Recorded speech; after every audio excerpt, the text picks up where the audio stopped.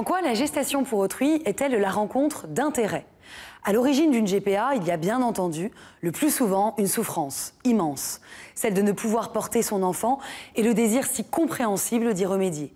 Par le recours ici au corps d'une gestatrice qui, comme nous l'avons évoqué dans notre précédente chronique, agit non seulement par emprise, comme on l'entend souvent ou l'imagine coutumièrement, mais aussi par entreprise, témoigne d'une autonomie, d'un projet altruiste, mais aussi égoïste, car la solidarité n'empêche pas la rencontre d'intérêts.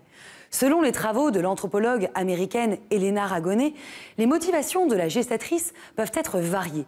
Vouloir aider des couples stériles, aimer être enceinte, chercher à réparer une expérience douloureuse, tout en pouvant en tirer un certain bénéfice financier. Selon l'économiste Ludwig van Mises, dans son ouvrage « L'action humaine », ce que fait un homme est toujours orienté vers un accroissement de sa propre satisfaction. Et même une action visant directement à améliorer la situation d'autres gens est égoïste. De telle sorte qu'une action altruiste ne s'explique aucunement par l'absence d'intérêt. Il s'agit donc de reconnaître, à côté d'une dimension solidaire, une quête solitaire de l'intérêt.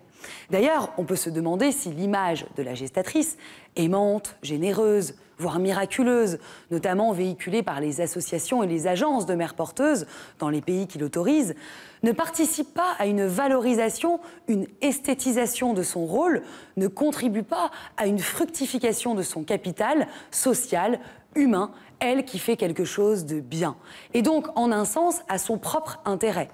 Il nous paraît en tout cas pertinent, dans le contexte néolibéral qui est le nôtre, où chacun a pour tâche d'améliorer sans cesse son capital d'attitude et de compétences, pour citer Michel Foucault dans Naissance de la biopolitique, important de reconnaître, en sous-bassement de ce dit don de gestation, une dynamique économique. Nous conduisant d'ailleurs à privilégier le terme d'échange plutôt que de don.